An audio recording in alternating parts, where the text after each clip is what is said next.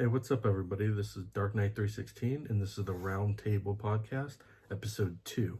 And today with my guest is Robert Wheeler Gaming. And today we're going to continue to talk about how far we got in Clair Expedition 33. And then later on, we'll be showing off our drinks of what we're drinking. And then he wants us to build the ultimate Final Fantasy team by using the first 6 games for the Pixel Remastered. So we'll see if we can build the ultimate team. And we don't know each other's 6 teams because we can only pick one from each game. So it's going to be interesting to see what we pick.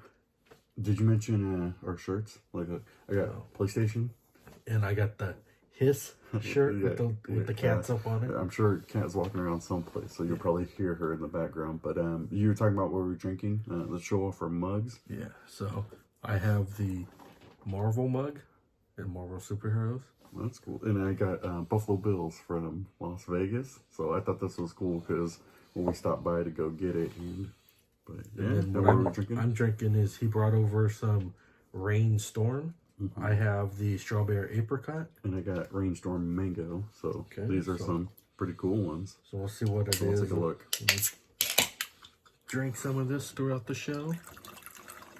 I'll pour that so we can go get some cheers. Look at this color. It really is a mango color.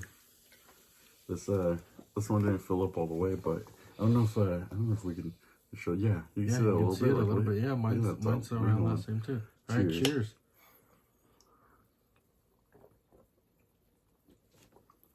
No, it's not bad. Not bad at all. This one tastes kind of weird, but yeah. That's All right, so last time we were talking about Expedition 33, and last time I was at the end of Act 1, and I wasn't expecting at the end of Act 1 the way it ended, and I'm not going to spoil it up on there, but spoiler alert. It's kind of like Final Fantasy proportions up on it, but I wasn't expecting it because I didn't think games nowadays would actually do stuff like that. Yeah. To actually get the emotion up on it, because I'm like, I liked, what happened up on there, and I was shocked to see how it ended, how the Act 1 ended. But as far as I got, I've only is maybe like a quarter way through Act 2. So I haven't even really fought those, what are those called? Those vectors or the little monoliths or whatever like that. Yeah, I mean, I don't remember the name. I've only defeated one of them, and I haven't gone to the second one yet. I just beat it not too long ago. So how far are you in it? I'm like right on the cusp of finishing Act 2. It's actually gotten pretty good since the last time I did it, but I've actually what I've been doing is I've been making it I don't know if you want to say a little bit difficult, but male, I've been just solo running it with her. And what's cool is because you have these pictos, and every picto you can equip on her that I got does something for fighting solo. So I ended up, she gets 100% critical. So a move that I'm using attacks 5 times, and it wastes more damage if you do critical. So is it critical every single attack? Every single attack is critical. That's good. And then I'm in her Virtuoso stance, so that does actually 200% damage. But the thing is, it's like overkill right now because I don't have the break damage one, cheater or something. I forget the name of it. But I don't have that one, so a lot of the stuff I'm doing, it's pointless because I'm hitting max damage, but I can't go over that. Yeah, so it takes longer to beat the bosses. And so it does, but I mean, it's one of those that there's no point in doing like what you build to do the most damage, because I'm only gonna hit 9,999 per attack. So, but other than that, I've been running solo through with her, and it's actually been quite fun. I do want to try it with other characters eventually, but it's been quite fun to try to... Are you going to just finish the game solo running it with her? I think so. A lot of... unless I've been forced to having to use the characters, I've just been playing with her. Yeah, solo. Like the one part you had, a thing happened where you were split off into your teams. Yeah. So you had to play with the other characters. So I had to, but other than that, I don't know if you could. I didn't try to take them out, but if I would have took them out, I would have taken them. Just had mail doing it. So. So do you think your score from last time still applies, or do you think now that they brought out an update to the game, like your score approves? I still think it applies, just because I'm sure that there's other glitches in there that's haven't been found yet. But overall, I think the game's actually I think it hit its peak, and it's kind of telling down now, because as you start going through Act 2, you basically know what's happening, and I think they kind of hit that peak. So it was like good, and it's just kind of stabilized now. So it hasn't been every single time to like just, it keeps going up with just how good it is. It's kind of flatlined right now. So I don't know once it gets to Act 3 if it's going to shoot back up or if it's just going to stay where it is. From what you know from what happened at the end of Act 1, without spoiling it yet, do you think that it's going to change it in Act 3? Or do you think it's still going to be the same in Act 3? I think the way that Act 2 is and the way that they've set the story up right now, I think the events of Act 1 it stays the same. It won't change. I think what you're seeing in Act 2 right now, without having to do spoilers, I think you kind of end that story, and then it's going to focus off on another character, and I think it's going to end that way. And basically, ultimately, in the end, you stop the gomage of, the people dying from the paintress. At some point, of course, that's what the game's leading to for you to stop it. But so I think you'll end with that. But then I think what's going to happen is, I'm predicting the endings are going to happen is you're going to see kind of what ends up happening with each character, kind of after you ended after you defeated the paintress, and the events have happened like that, like what happens with Luna and CL and Verso and all those and all Monaco. the people, and and you go through them all, and what ends up happening with Mael and like different things like that. So that's how I think you're going to see it. But I think it's going to lead up to, if it's true JRPG, you got kind of like the good ending and the bad ending. So, do you think that once you beat this game, you're going to play the New Game Plus and try to break this game that people say with using all these crazy pictos and stuff? Honestly, I don't think so. I think I would play. I'm going to play it till I platinum it, so I can journey it for a series. But I think. Other than that, I don't think I would go back until I either that they do DLC, or I want to just go back to play it again. Kind of like what I do at Final Fantasy. I'll play it again on another console or something, just because I want to try it out again. I think I'll do that, but I don't think with this game the replay value of which I like they don't force you to go through New Game Plus. So I get the choice of if I want to play it or not, which is what I like. So, I mean, I'm making that choice. I'm not going to play through it. But, and then with the optional dungeons and more of the optional bosses. But I think once I beat the game, I probably got a good another 10 hours left. And then I think I got another 30 hours of side content probably. That's just going to keep me busy until I get the platinum. So I'm excited for it. It's a game, of course, I want to try to finish it this month, but I don't want to push through it and try to just force myself to finish it and not enjoy it. I'm enjoying the game. So the journey. Yeah. Okay, cool. Talk about other news. Recent price increase from Xbox. I'd like to get your take on it. Okay. So they've increased all their games, accessories, and systems price increase because they said because of the tariffs. So I'll go through them all, and you tell me if it's good or bad from the prices. So the Xbox Series S, the 512 gigabyte one, was $299. Now it's $379. Now that's a $79 increase up on there. That's ridiculous. Then their Xbox Series S 1 terabyte went from $349 to $429, and then their Xbox Series X digital went from $449 to $549. What I guess my question if we stop right there as you're going through the consoles, is it production of consoles that are currently going into retail, or you can buy from Xbox or Amazon, something like that? Or is it the current consoles that are currently in stock? Current consoles that are currently in stock, they are now increasing the prices. So why would they need to increase the prices if it's due to tariffs for consoles that's already sitting at a Target or a Walmart or in an Amazon warehouse? Why would they need to increase the prices there? I would understand if you're making it and then you're shipping it out, or if you have it from maybe an overseas warehouse, but the items that are currently sitting in stock does not affect your prices from your tariffs. So I think in a sense like that, if it is, I haven't read the article, but if it is the current one, that if I just went to Walmart right now and I picked it up and it cost me, would you say you have it up to $380? Then I think that's ridiculous, because there's no reason for that console to be that price if it's already been made by Xbox, sold to Walmart, and then sitting in Walmart's shelf for the longest time. And too, plus nobody plays Xbox anyway, so I mean, why would the price go up? Like, what I think is dumb with this is Xbox already has their systems out.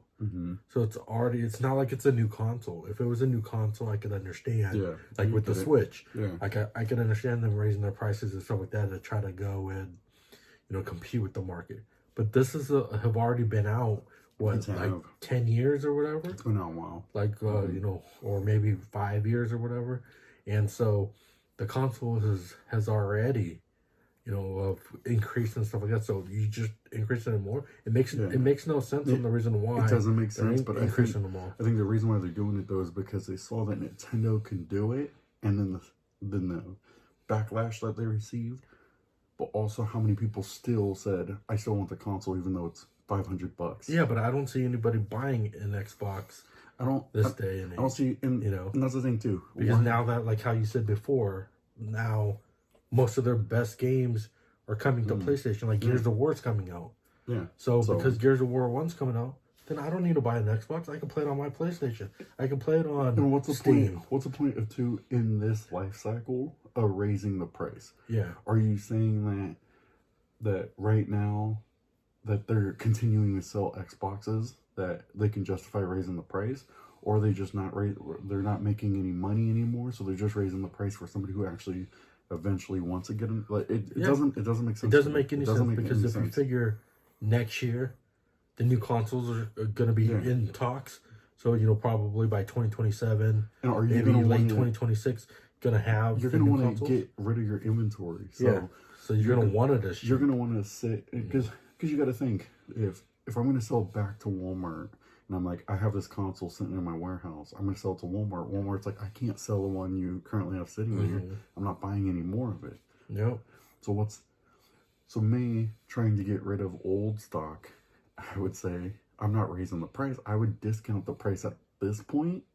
At least discount it $50. And if you were to discount it, you'd probably make more sales. Yeah. Because I mean, like, if we continue, the Xbox X 2TB Galaxy Black, $599 is the old price. $729. That's way more than the Switch. So is it because it's 2 terabytes? The reason why for the hard drive. Yes. Okay.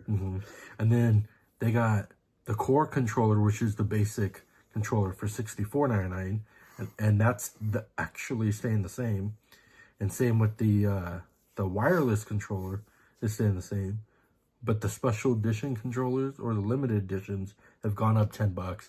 From $69 to $79 to $79 to $89. But then their elite controllers, those are the ones that you can customize. Kind of like the PlayStation ones, the ones that are like $200. Kind of. Well, this one's the core one, so it's the one that's just like the Edge. That one went up to. Oh, that stayed the same. It's $149 to $149. So why would that one stay the same if it's the elite one though is the full one? That's the full customizable one where you can take off the joysticks and switch them with two thumb pads or two analog sticks and fully customized. That's going up $20. Yeah, that's $179 to $199. And then their headsets, The only one that's going up is their Xbox wireless headset, the big green one that they have up on there. But you even got to think too. Like if I don't think Xbox, their whole mindset now is sell consoles. But if I were to sell a console, I'm saying I want you to buy a console. I want you to buy a controller. Then I want you to buy my headset. And then after that, I want you to buy all my games because I'm going to make my money back from all the games you buy. But like at this life cycle, I'm not doing anything of. Like, it's ridiculous. I mean, especially since you can play it on PC. Yeah, So probably the Game Pass is probably going to go up now to justify for it. I don't know, and you know what? A lot of people talk about the PlayStation Plus as I gotta do a PlayStation plug. I'm paying for Game Pass right now, and it's $20 a month. But considering the fact that you figure if I can't buy a whole Game Pass subscription like I could do on PlayStation, and so you figure I'm paying what $240 a year for a subscription to PlayStation or for Game Pass. You figure I can just buy a whole $200 on PlayStation now, something like that. So it's like it's cheaper to do that, and I'm paying for both, but it's cheaper to do. I can do PlayStation and then not have to worry about it. So I think we get to the point of it's like, oh, I want to play my games, but like Game Pass is right now more expensive than it is for me to play. I mean, PlayStation we're Plus. now just waiting on Sony because now is Sony going to raise their prices and their system and stuff?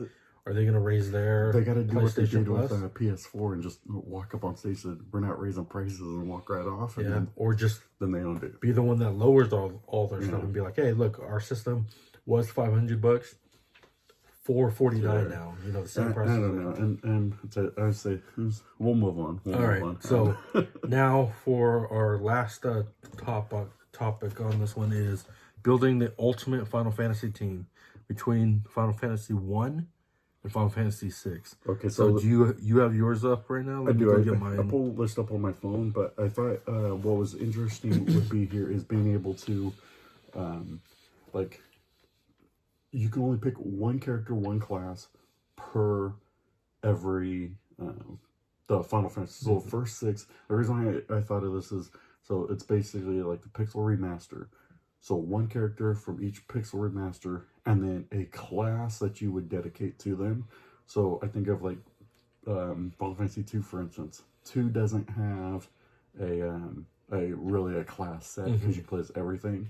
But if you were to say I wanted Guy as a bow user, then you're basically doing an archer class. So things like that, and then in like 4, for instance, if I chose a knight in the first one, I can't choose like Cecil as a knight because or let's say a dragoon in 3, I can't choose Kane as a dragoon.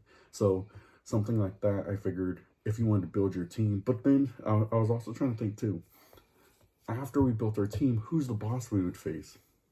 Like that's what I was trying to figure out, because out of the 6 in bosses, who would you face as your boss? So okay, well, who do you have for Final Fantasy 1 and why? Okay, so first one, of course, I had to choose is my favorite class of all time, the monk, or in this case, however, fighter, whatever. Monk, my all-time favorite class, and I chose them because monk is actually one of the strongest classes you can get in Final Fantasy 1. So I chose them, and I was trying to figure out. I could have chose Yang in 4. I was trying to figure out any cooler monks I could use throughout the series for the first 6. Sabin, I could have chose too, but I decided to just go with my favorite class at the very beginning. And I know it's not in 1, but you figure if the monk could have healing, because they have a minor like the chakra or whatever. Yeah, they could use chakra, but they don't have that in the first one. So like I could use white magic to heal. I was kind of thinking of a way, because I don't really have a healer in my whole pick. Well, then how are you going to survive the last boss? I figured it out there. I figured it out there. So we'll figure that out after. So my first one's the thief, because I was thinking about maybe for 6 to pick Locke for it, but then I was like, no, because I picked somebody else for 6. Mm-hmm. So I picked the thief there because I always liked the thief because you can steal the stuff like from the enemies and stuff like that, and you can usually get better weapons. And sometimes in the game, in the thief would also have throw, where I know in the later ones they gave it to the ninja, but sometimes they'd have throw, and they'd also use daggers or boomerangs and stuff like that. So I thought that was cool to have it for the first Final Fantasy. So I have the thief for mine, but I strategically picked certain classes up on there to have a well-balanced team, so that I can face any situation. That's what I was trying to do, but I figured, do I do overall firepower of just being able to say I'm strongest in attack, and then, but we'll see as we go on. So Final Fantasy 2, I'll start with that one. I picked the white mage because you need a healer in your team. So I picked the white mage to heal for the team up on there, and I know that the white mage gets an upgraded class, but I couldn't remember what that class was.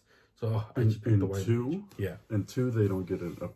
Oh no, I was thinking 3 then. So yeah, 2. You're probably thinking 1, because remember 1 you start out with your thief, 2 your ninja, your monk, and 2. No, because in the third one they also had that. Third one's your class system. So yeah. But 2, I chose the knight because he could use a blood sword.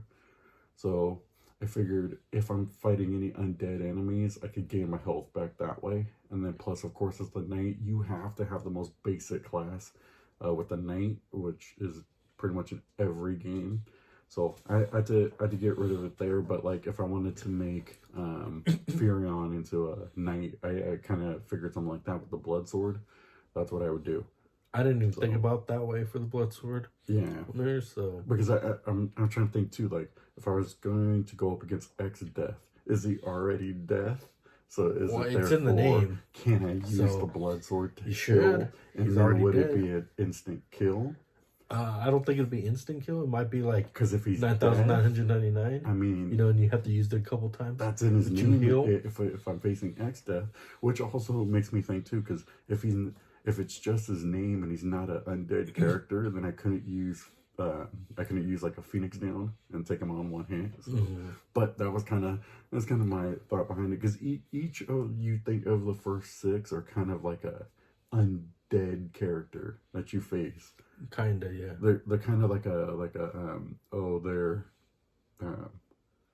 I think of 4, you had to use the crystals because he's in the world. He's like a undead character. Why can't I use the blood sword on all of them? So that was kind of the one there. Okay, so who'd you pick for 3? Oh, you want to go for 3? Yeah. Now this one, I picked one of my favorite classes, and 3 is the archer. That barrage attack. If anybody's ever played 3, that barrage attack for the archer is underrated. Because a lot of people are like, oh, the archer, he's kind of like, or she, however you built your character, kind of, oh, like they're good midway through the game, and then after that, it's pretty much done. I used the archer on the last boss and was able to carry myself. That barrage attack attacks 4 times. It's super good, and being able to use that too, and having I had a different class I don't remember if the archer can heal now. That's what I'm trying to remember. I don't remember that, but the barrage attack was one of my go-to attacks, because I could attack 4 times and take you out, and each hit. Well, couldn't you attack 8 times with the knight? No, using the you're thinking 5. You're thinking 5, not 3. Remember, 3 is the first introduction of the class system. Yeah, but I thought also with that one they had where you can use no, they didn't have it where if I was a knight, I could also use the knight ability. It's basically just stuck with the 1, so you couldn't really use too much, like customize it like they did in 5. It was just basically you stuck with the 1. So. But, I mean, I might have to go back and play it on my phone. I have them on my phone, so I might have to go back and play 3 again when I complete 2. I'm almost done with 2 again on my phone, so. Well, with 3, I picked the Dragoon, because you always have to have a Dragoon. I could have picked Kane in 4, but I picked somebody else in 4. But you have to have the Dragoon, because then when my whole team is down, I could jump out of the way. and then come back in with the spear. Yeah, I mean, and I can use the blood spear too. yeah, if I but the needed to. Dragoon's one of the best classes in 3, but it's also one of those that like I know you get it late in you get them late, but I know I've seen gameplay which is pretty cool. People just all Dragoons and then they just jump for everything. But I feel like that's basically all what you have. I'm gonna jump, and then what happens if all of a sudden your jump fails? Or you can get the white spear or whatever, and that heals too. So, or you can what was use the point of the Dragoon? Isn't your whole main attack supposed to just be jump? Jump and spear. So if I have to use spear to heal, I mean I pretty much. I mean, you use your archer to heal, or your yeah, but your knight with the blood sword. My whole point with the archer is the class is to use bows. The knight is the whole class to use the sword. Well, your whole idea behind the Dragoon is just to jump out of the way. Yeah. So, all right. So, excuse me. Final Fantasy IV. I'll start. So, I was thinking this over because I was like, okay, I could pick Kain for Final Fantasy IV, and I have the Dragoon. But since I picked it for 3, I was like, no. Then I was like, maybe I could pick Yang, but then I was like, nah. Cecil for the soldier and the white knight.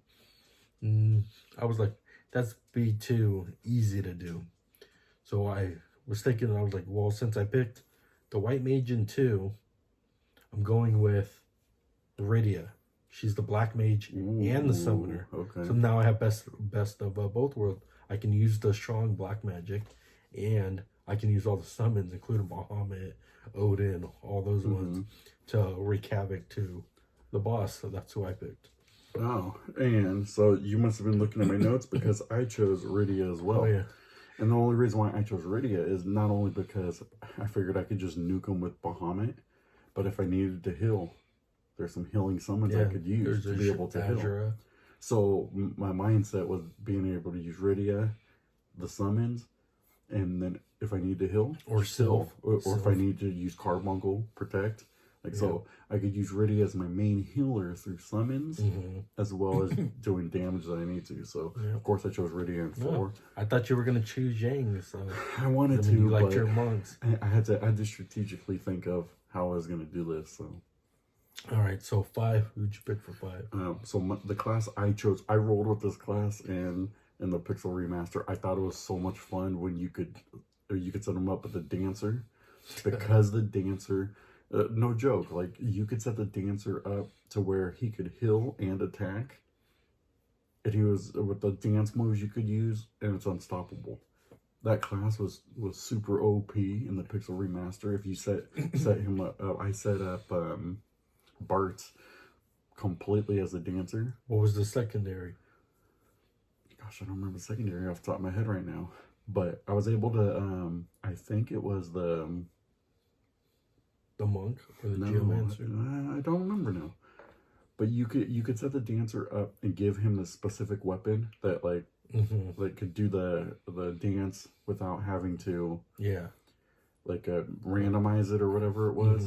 I forget, but I have to go back and check it now. But I rolled with the dance. My class was like a dancer, 2 mystic knights, and I think it was a chemist for my final team. But the dancer, it was like, I need to heal, use this dance move, I could heal no problem. Oh, the weapon you had made sure the dances didn't fail, because sometimes they could fail.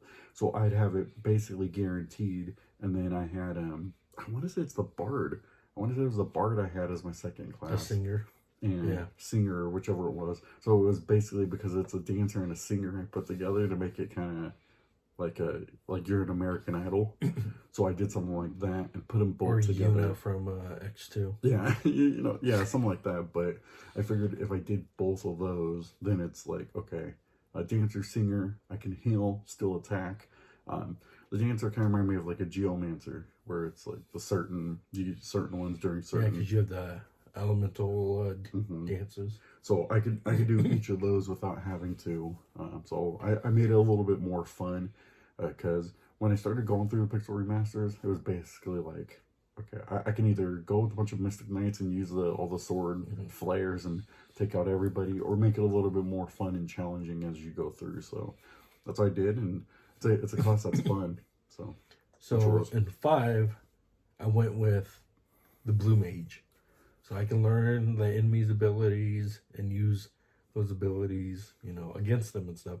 So I pretty much have a white mage, a black mage, and now I have a blue mage. Yeah, but you don't have any. You don't have any attack power. I have the dragoon. I have the thief that can attack, Okay. and the blue mage can also use swords. Yeah. So, but the thing is the blue mage is dedicated to magic. So you have 3 magic users.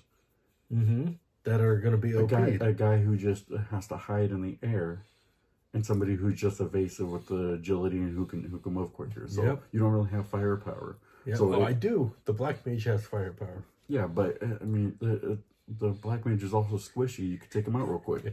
So. All right. So the last game, 6. 6. Now, 6 was an interesting one. Because there's like 20 characters. Yeah, but you had so many fun characters you could use, and because I couldn't choose Sabin, you chose, let me guess, Terra. No, I did not choose Terra. Excuse me. I chose Setzer. Oh. And the reason why I chose Setzer is, one, I needed an airship, because after I beat whoever the last boss is decided who we'd face, I needed to escape. And then also, too, you got to think, if I took the gamble, I can one-hit kill you. I'm taking the gamble. Well, you can always ride the chocobo out. Where am I going to get a chocobo? None of my characters would have a chocobo. All of them Final Fantasy 5 has a chocobo. Yeah, but all of them have to walk out because all the characters I have don't have any of those guys. So I figured if I could get my airship, fly them out, you know. You could ride Bahamut. Setzer's class is more of like a trickster class. Yeah, it's a Joker class. Is like a Joker. So I figured I could do that one hit kill, and I'm good to go. There goes X Death. So I'll see you later. For 6, I picked the only knight that they have there, Sellies. So I picked that because then I can use the most powerful sword. I can use that, attack twice. You can also use Runic and take the damage. So yeah. So she's basically like the Runic Knight, those Mystic Knights, and all that. So I have a knight in my class now that can do all the damage, take the damage, and, you know, do the damage back and stuff like that. So I picked that for a wide range of people on my team. So with us picking all the 6, who would you pick for your last boss? So that's a tough one, because outside of, I would say, I guess the first 3 games, because they're more traditional last bosses. Well, I guess in 3, the last boss, based off of what you're given, is a little bit tough. I would probably say you'd have to just look 4, 5, and 6 of the enemies. So I think it would be tough, because Kefka's he's a really good final boss. X-Death, I mean, the story that they presented, I think Final Fantasy V is one of those underrated ones as well for the Pixel Remaster, because I think he gets outshined by 6, so X-Death. And then Zeramis, I mean, 4, I have to favor Zeramis because 4 is my favorite. But overall, I'd probably have to say, that's a tough one. I'd probably have to say Kefka. Do you think your team would be able to beat Kefka? My team could take Kefka out in one hit. You think so? Unlike your team. Oh, yeah? Yeah.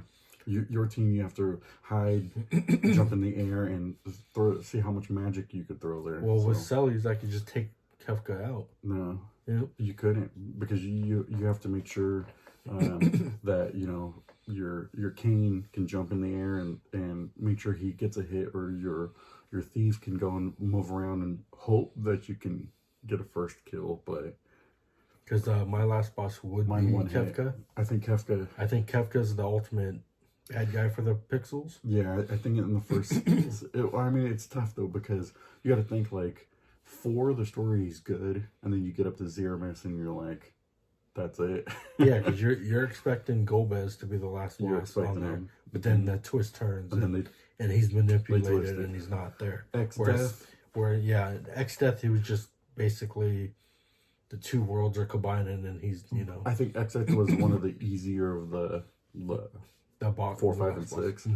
think Kefka, they wrote Kefka's story, I think, as the bad guy much better than any of the first 6. Yeah. And that's the only reason why I think I have to go with Kefka. That's why I would pick Kefka too, because his character makes it where you want to be able to destroy him because of what he's doing. You did not like him as he started going through, like, you did not like him at all. Because, I mean, he manipulated you to break that Esper door just so he can get that the godlike powers so that he can do it. So he manipulated your team and you didn't know. And I think a lot of them, too, he was more involved. They made him more involved in the story, whereas the other ones is basically like, oh, this is the ultimate it's like behind the scenes death of whoever, and then they brought you to him, and then you had to face that boss. Whereas Kefka was more like they built him up, and you did not like him as the more you saw him. You got to remember, like, he joined that army. That army made fun of him, so he poisoned them, and he killed that army. And then, you know, like, he went and killed some of the kings so he could get their positions. And so he just progressed as, oh, I'm going to rule this whole world. I'm going to get these godlike powers once he learned about the Espers. So he's like, oh, I'm going to do this, and there's nobody that can stop me. And then your team comes around and tries to go and stop him, and they have to go get the Espers to help him to go stop it. I think so. I think he would be probably the one that you'd have to stop. So yeah, that's building my Final Fantasy team. I know, that's building my Final Fantasy team too, and destroying Kefka is the last boss. I think next time we're gonna have to see for the PlayStation era games and see who we would build, because I think that would be interesting too, just knowing how popular those ones are in the characters and stuff like that. You're gonna add tactics to it, or just 7, 8, and 9? I think just the main series, because if you had tactics, I mean, you use Thunder God Sid, and you pretty much you can beat take out anybody. everybody. So, all right, so well, that's all that we have for today. So thanks for coming with this journey with us up on there. Let everybody know where they can find you at and what your channel is. So you can. My channel is Robert Wheeler Gaming. Currently, I'm going through a series of my platinum journey through retirement, where I try to get max trophy level on the PSN, as you can see, another PlayStation. So I'm trying to get to max level before I stop gaining trophies. So I'm chronicle my journey through all that, as well as I'm reporting the news, whether it's going to be daily or weekly. I haven't decided. I'm testing that out, as well as I got videos for collection videos and things like that. So, you know, let's take this journey together. I'm getting excited to be able to show you the collections. I actually have a video in mind that I want to do, but other than that, yeah, I think you can find me, Robert Wheeler Gaming. And then on Drkknight316, my channel is the Roundtable channel. I have different ones where it's going to be gaming. We'll talk about wrestling. We'll talk about stuff that we found. It'll be known as like the loot box. And so, and I also have other things like food and whatever I decide to find up on there. So just like and subscribe, give both of our channels, try to get our numbers up and our subscribers up on there. So we'll see you until next time up on our channels. And good luck and keep gaming. Keep gaming, guys. God bless you guys. Thank you. Thank you.